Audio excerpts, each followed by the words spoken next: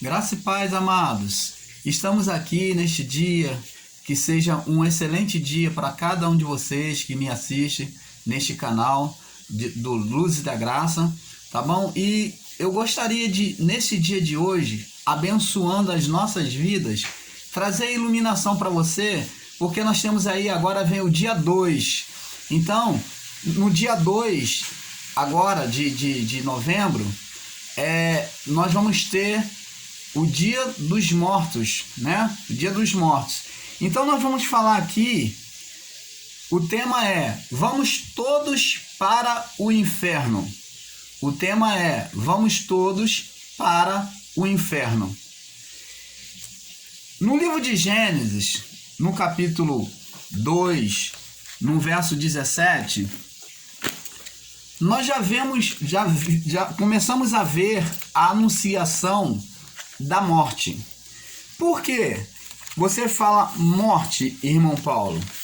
Porque a palavra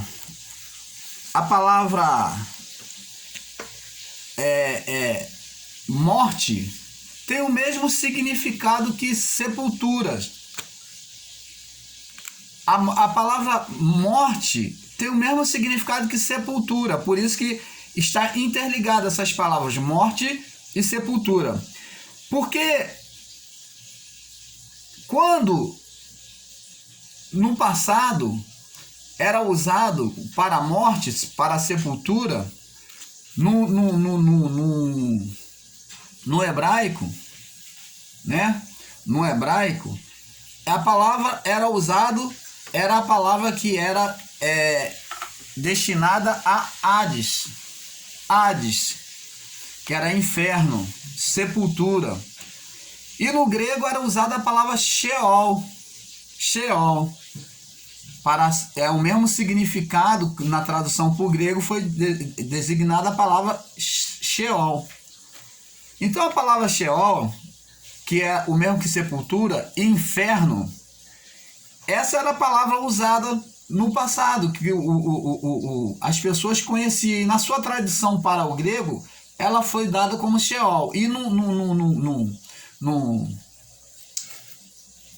hebraico, ela era Hades, tá?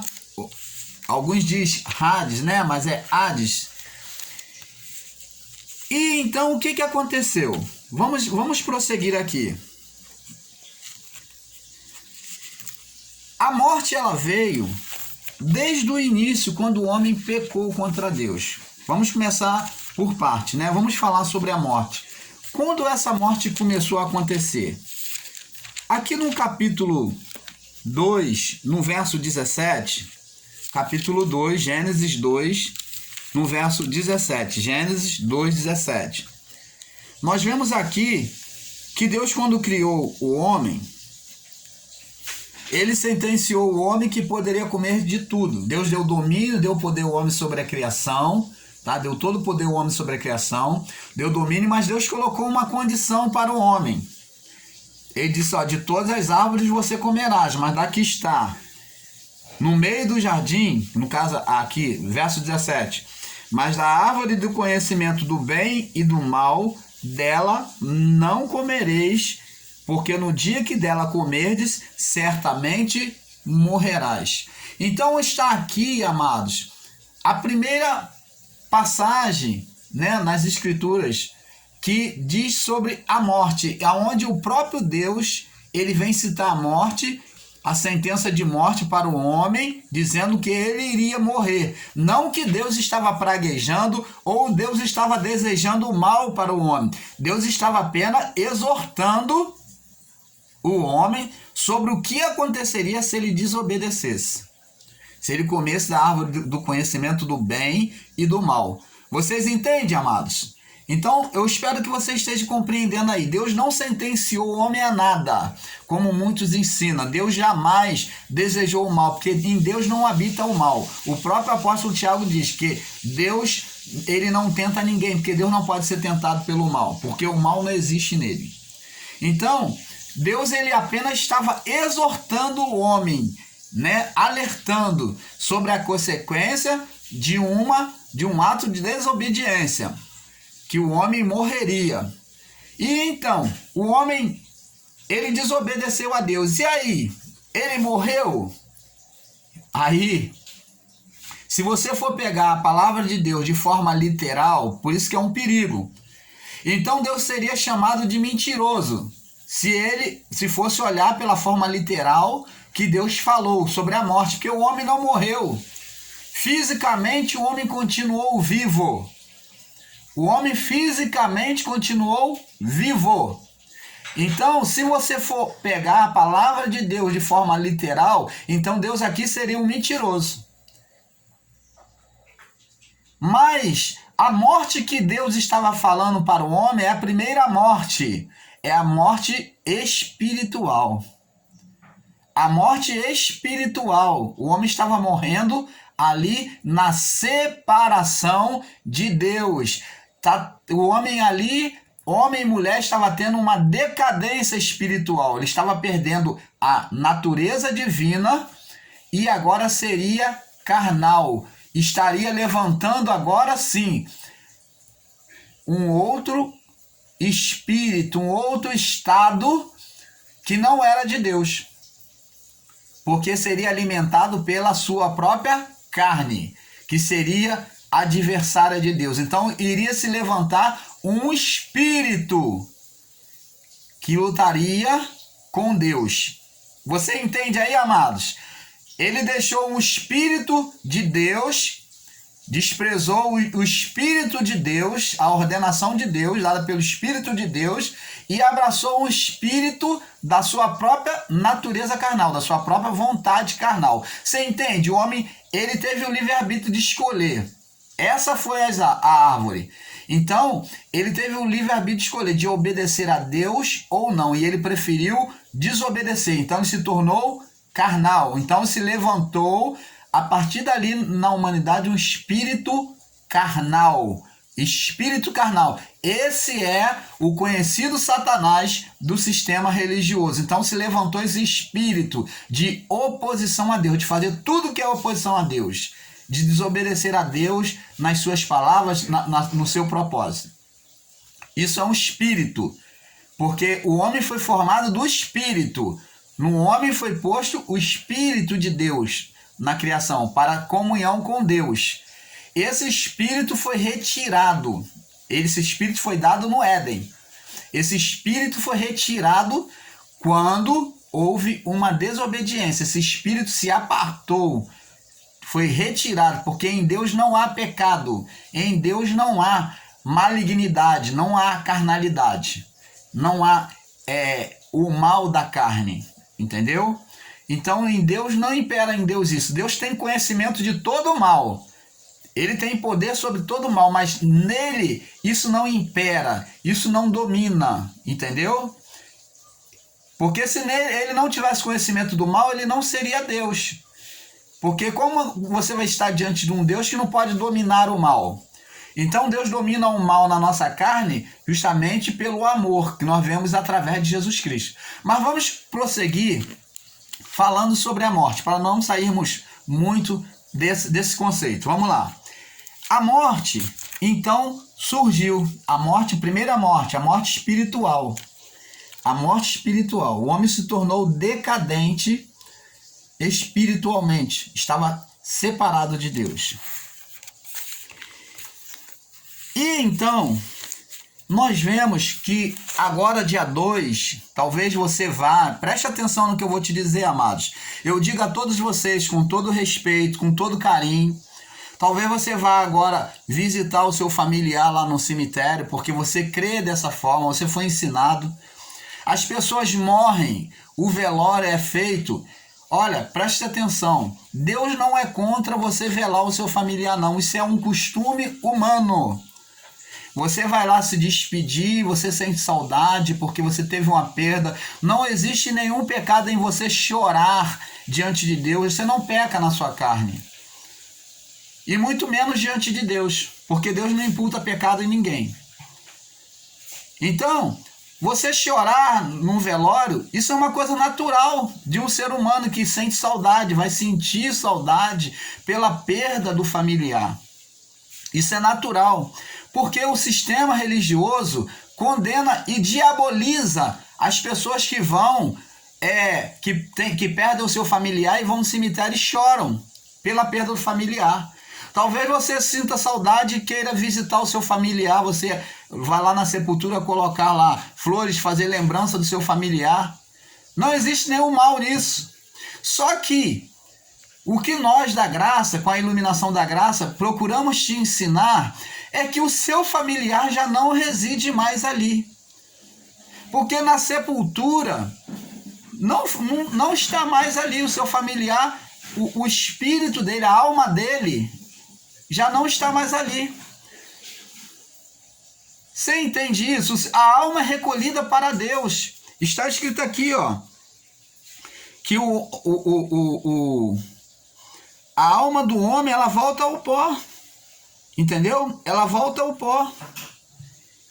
Ela volta para o lugar, né? Ela volta para o lugar de onde ela veio. Está destinado o homem viver uma só vez, depois disso vem a morte. Então nós não temos a segunda oportunidade. Para você, amado, que espera estar conversando com o seu familiar, como muitos ensinam, como nos filmes, ensina que o espírito volta, ou que a pessoa que morreu vai interceder, porque o espírito da mãe, do pai, está no céu, está intercedendo. Olha, a pessoa não tem contato conosco. O mundo de Deus, o mundo espiritual é separado desse daqui. Nós não podemos ter contato, passar daqui para lá. Para isso, Jesus contou uma parábola, ele fez uma comparação do rico e do Lázaro.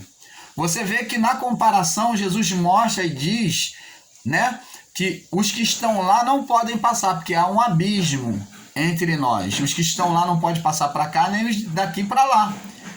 Então, existe uma separação. Hoje nós vivemos o reino de Deus. Mas isso não nos dá acesso aos nossos entes queridos. Você só vai ter contato com os seus entes queridos quando você estiver com Deus. Quando você deixar esse corpo, aí você vai ter um contato com o seu ente querido. E diz aqui, ó, no livro de Eclesiastes, capítulo 12, no verso 7, Eclesiastes 12, 7, diz que os nossos sentimentos da alma, do espírito, porque o que vai para Deus é o nosso espírito, a nossa alma. Mas em Eclesiastes capítulo 7, vamos ver aqui, eu quero ler com vocês, para que você tenha um entendimento, para te esclarecer sobre esse entendimento aqui. Eclesiastes, vamos lá, Eclesiastes, capítulo 12, no verso 7, diz aqui, 12, 7, diz assim: e ao pó volte à terra, como era, e o espírito volte a Deus. Entendeu? Então, o espírito vai voltar para quem? Para Deus. E a pessoa vai voltar ao pó. Entendeu? E diz aqui, ó, no Eclesiastes capítulo 9, verso 4, diz assim: ora, aquele que está entre os vivos, para aquele que está entre os vivos, há esperança, porque é melhor um cão vivo do que um leão morto. Então, diz aqui, os vivos, verso 5, sabem que hão de morrer, nós sabemos. Mas os mortos não sabem coisa alguma, quer dizer, o morto não tem consciência das coisas desta vida. Nem tampouco eles terão recompensa alguma, não vai receber nada. Mas a sua memória fica entregue ao esquecimento. Também o seu amor, o seu ódio, a sua inveja já pereceram e já não tem parte alguma nesta vida, para sempre, e coisa alguma do que se faz debaixo do sol. Então, tá vendo? As pessoas que estão mortas, elas não têm consciência das coisas desta vida. Porque quando nós morremos, amados, a nossa alma é recolhida e nós só vamos recolher, só vamos carregar conosco as coisas espirituais. Porque nós somos semeados, as coisas que são semeadas na carne são colhidas na carne, o apóstolo Paulo disse. E as coisas que são semeadas no Espírito são colhidas no Espírito. Então as coisas que nós semeamos no Espírito, os ensinamentos da palavra de Deus, a comunhão da palavra de Deus, essas coisas boas espirituais, nós vamos ter memória.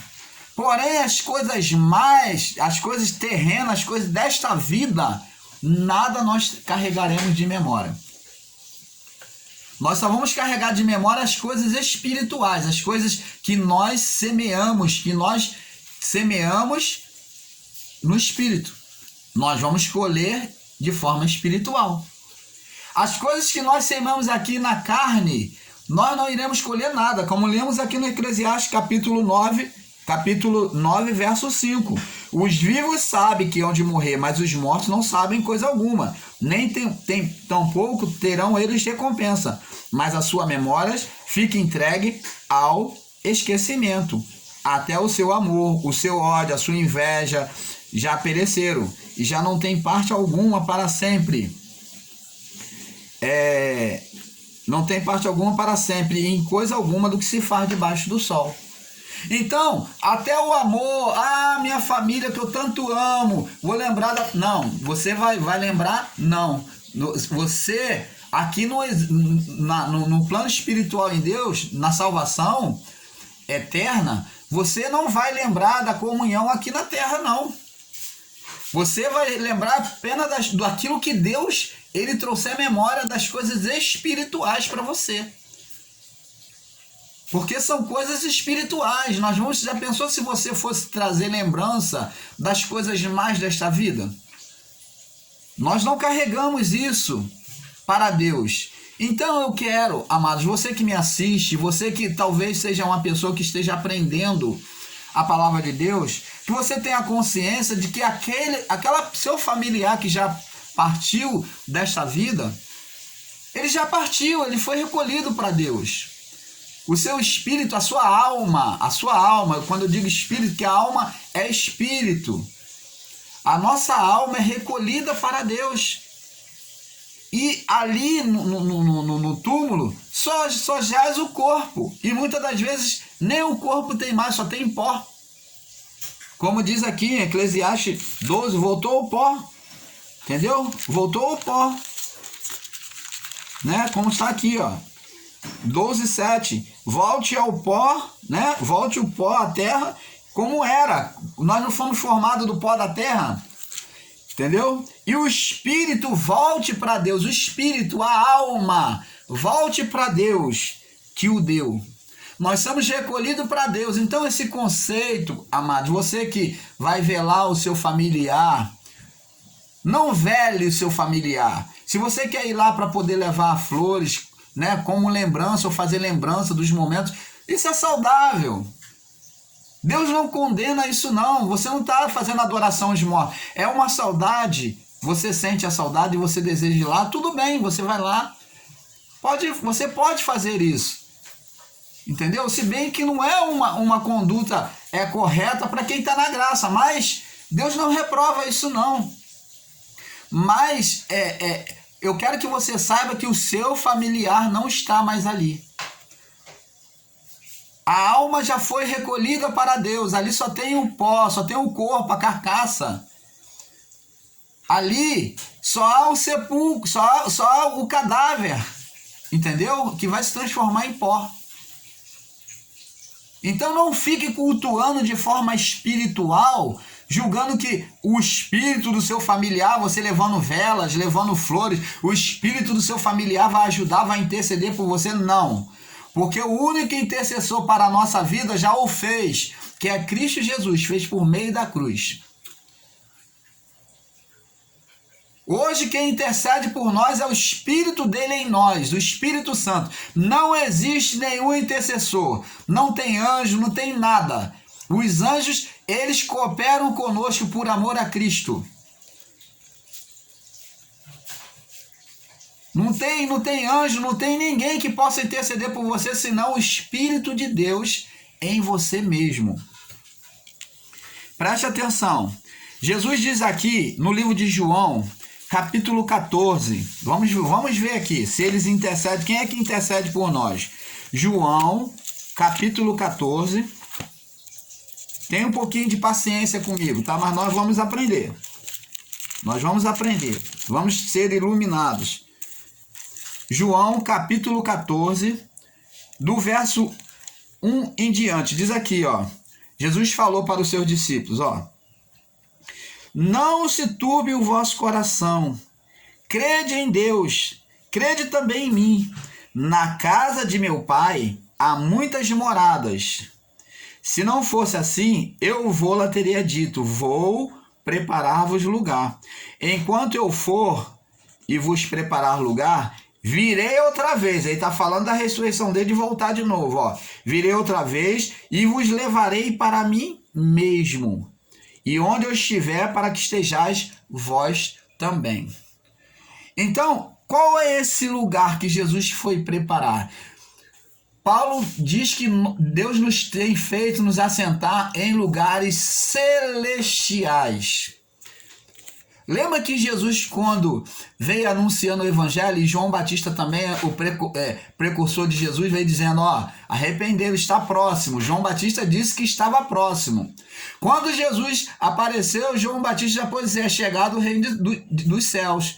E Jesus também pregava que era chegado o reino dos céus, ou o reino de Deus.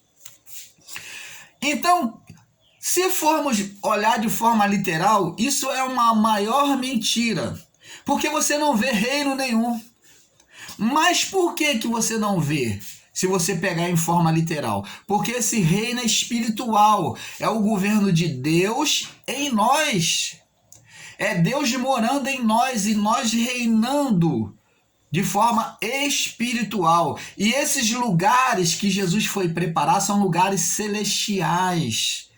É espiritual, é no plano espiritual, na esfera espiritual que nós não vemos com a aparência dos olhos. Lembra que Jesus disse, porque naquele tempo muitos dirão, ei-lo ali, Jesus está ali, ou eles lá, mas não acrediteis, porque o reino dos céus estará dentro de vós. Não direis acerca do reino, ei-lo ali, ou ei-lo lá, porque o reino de Deus está dentro de vós. Você está entendendo, amados? O reino de Deus está dentro de nós. E essa morada é que Jesus foi preparar, ele foi abrir, ele foi cumprir a lei para que nós tivéssemos acesso a Deus. Ele foi abrir as portas do reino espiritual para que mais uma vez aquela natureza adâmica que pecou e foi apartado do reino, foi tirado do Éden. Então agora viesse mais uma vez o reino ser aberto para nós. É como se Deus estivesse colocando um homem de novo no Éden, na comunhão. O Éden significa comunhão com Deus. Comunhão com o reino espiritual, o reino de Deus. Esse é o Éden. Então, é o reino de Deus, é a comunhão com Deus de novo. É o acesso, a comunhão aberta, sem véu, sem qualquer condenação, qualquer coisa que impeça. É uma comunhão onde você fala diretamente com Deus e Deus te ouve. É uma comunhão onde Deus ele anda contigo. Ele anda, ele mora dentro de mim e de você. Então, Jesus ele foi preparar lugar justamente para que os nossos espíritos, a nossa alma, fosse morar neste lugar. Diga glória a Deus. Você está começando a entender? Essa reposição que Deus ele faz de volta. Jesus ele pegou tudo que estava desconcertado, tudo que estava torto, destruído, esbagaçado, né?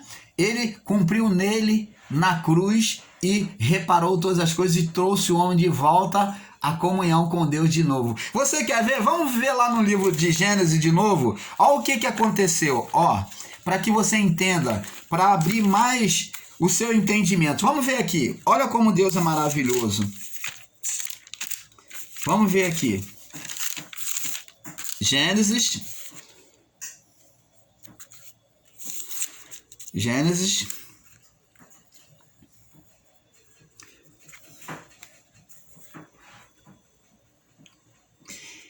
E diz assim, ó.